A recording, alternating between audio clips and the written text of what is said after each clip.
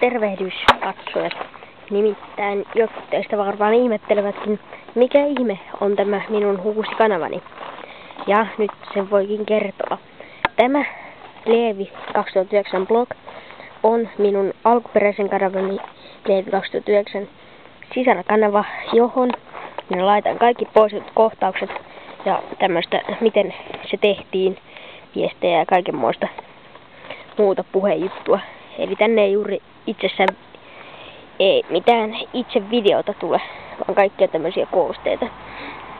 Joten kaikki oikeat videot vielä ilmestyvät oikealle kanavalle, eli Leevi 2009 kanavalle.